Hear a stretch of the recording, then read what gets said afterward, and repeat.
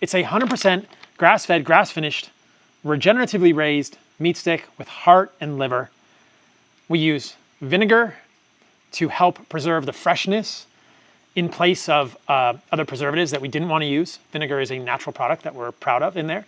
We use a sea salt, and we have a collagen casing around... Beef collagen. Beef collagen casing around the outside of it, and they're air dried. So they're a uniquely made stick. They're air dried for 5 days, right? Yep. And they are from, inputs are beef from these amazing farms in Australia, Oregon's from Australia, and US regenerative farms for the heart and the liver. And that's it. There's no other weird preservatives. There's no nitrates, no nitrites, no celery powder, no lactic acid. They're air dried versus cooked. No pepper, no spice, nothing. No spice. And this has been the thing too, of not, like, if we can't make a good tasting product without all the extra stuff. Exactly. And most people start there, like, what can we add to it to cover up whatever off taste? Exactly. Like, no, we must have the simple, the classic. The classic. And it must be good. It must be phenomenal. And it's called classic because we intend to make other flavors that you guys are going to ask for. Whatever you guys want, we'll make for you. And this is where Paul's a pain in the ass. Yes, I am a pain in the ass like, here. I'm like, I want these things. Like, no. Like, we can't have X, Y, and Z. We can get into the details about these things. But it's been, I think, a great collaboration because, not that it would be compromises, but I think that we both have such a high standard that when paired together, it is literally, like, I don't imagine anybody else being able to have such a high standard and also be able to pull this off. So I'm really proud of it. Yeah, I'm really proud of it too. And it's been amazing to collaborate with you. Like, there's a lot of intention that went into these because just like you said, you wanted to make something that you would eat. I wanted to make something that I would eat.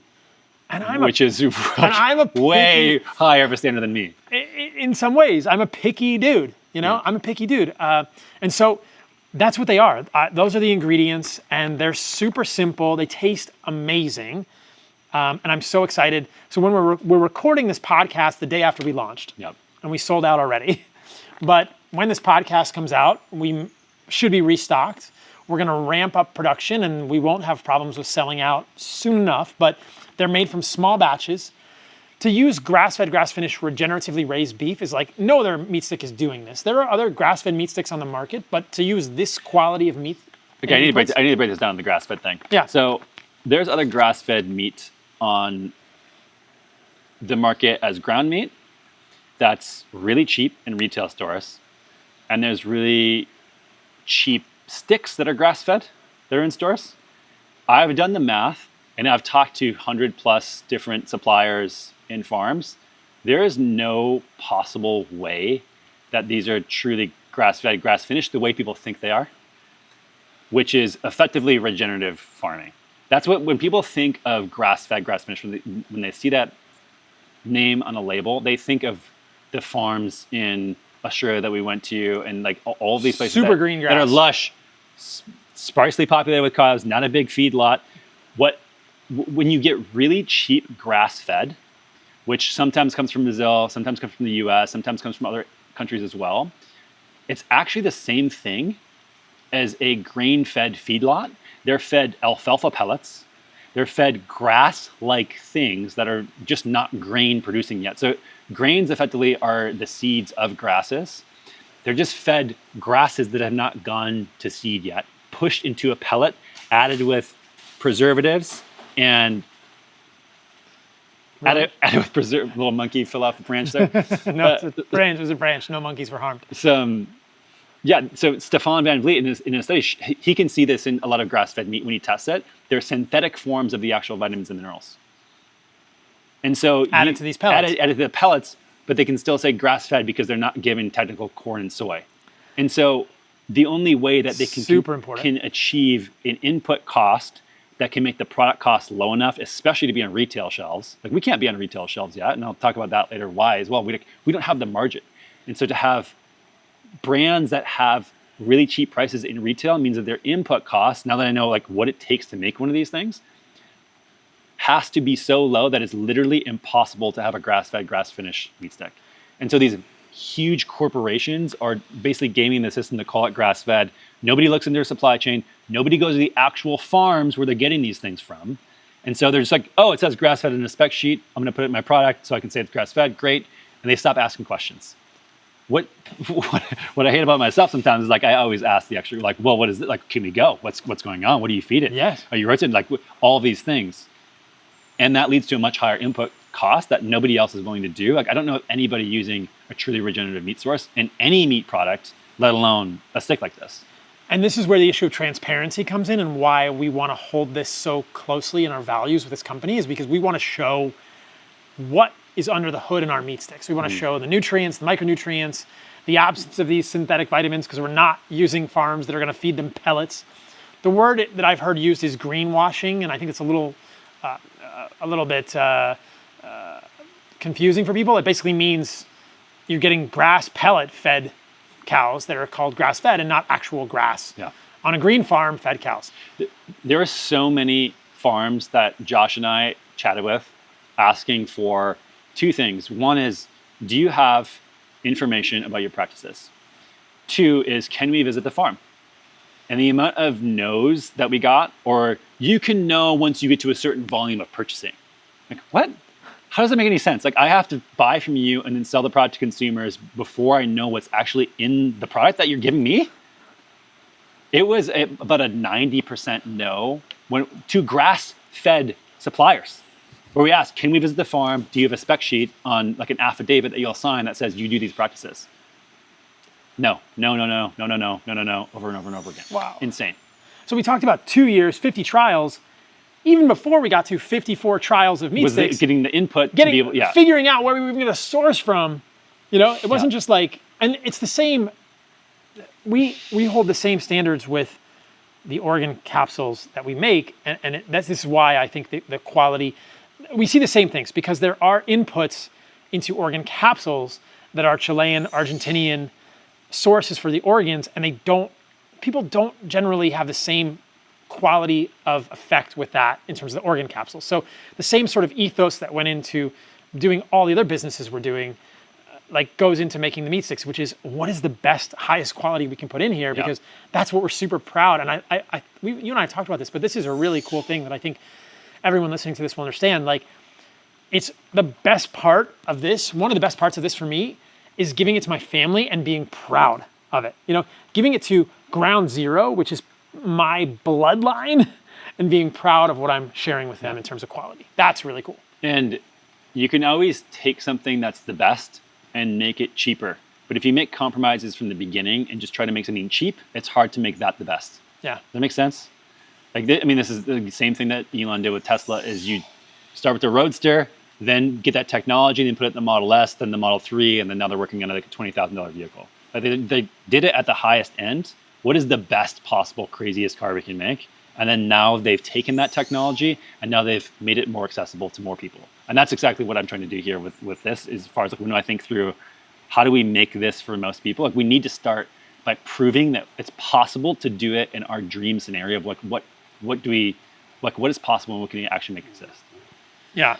Yeah. So that was just the input part of it. And then there was the actual production to get consistency and to have it, again, not only be good, but the best product ever.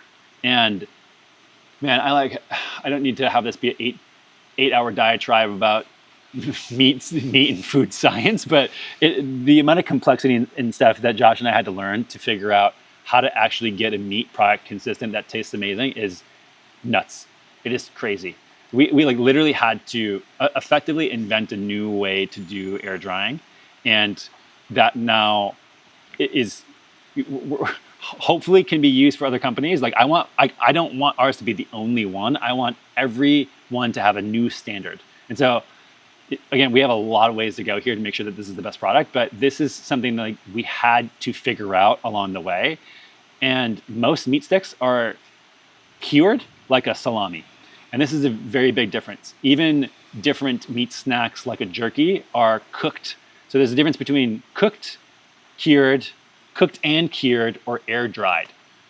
So, I mean, to make it very simple, cured requires a massive amount of preservatives, because what you're doing, so you're putting an intense amount of salt and different types of salt in it. There's a curing salt generally, and then different preservatives. this makes the product more like a salami. And I'm sure if anyone's had like prosciutto or anything like that, even like that type of meat, it's like very salty.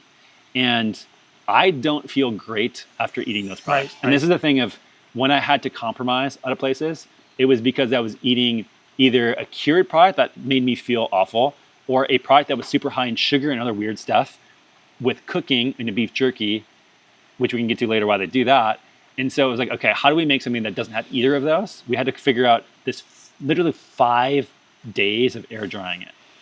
So now the temperature doesn't go above 78 degrees. And Fahrenheit. Yeah, and it's put in effectively like a wind tunnel, a hurricane tunnel, and air is blown through it, which is basically simulates how people have done it for thousands of years, which is hilarious because it's like we're sort of like winding the clock back from technology and like taking the processing out of the food and making it as simple as possible. I'm like, duh, that's how you do this. Right, you air dry it. Yeah. You don't cook it. And so just repeat that, 78 degrees Fahrenheit.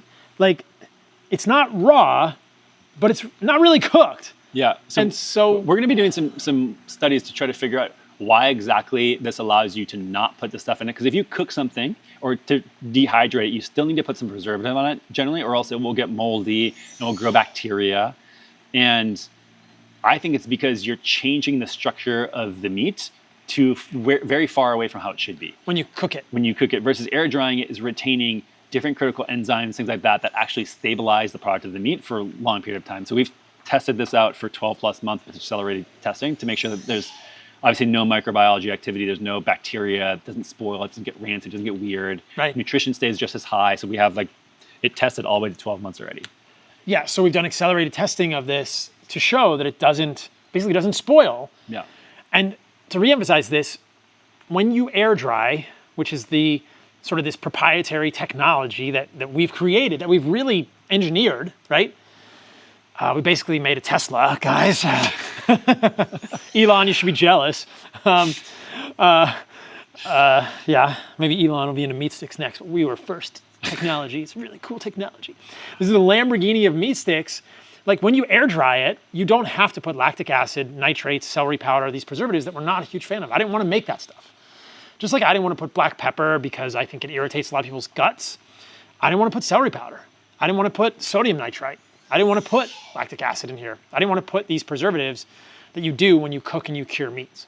When I would go to an airport, this is the time where like I would, or when I'm traveling, a lot of times I would have gotten different sort of preserved meat products. And anytime I would eat a bunch of them, I would feel that classic sort of like really thirsty, dry, kind of like almost high histamine aching in the joints feeling, especially after I had mold. I got way more sensitive to this type of stuff. And my barometer, like what sent me into this zone was just higher, mast cell activation, whatever it was. But I had a radar. I was like, I can no longer eat these things. And was more sensitive to how they impacted me. And I tried a bunch of different ones like this. These type of foods just don't work for me anymore.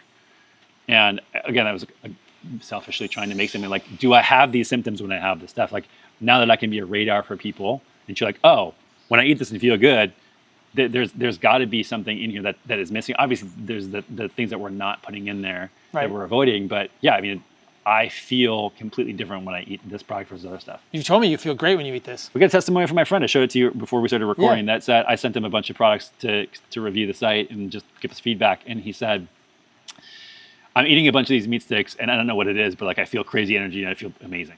Yeah. Okay. Wasn't expecting that. It's pretty sweet. You're eating a bunch of almost raw meat and organs. Yeah. Fantastic. Freaking fantastic.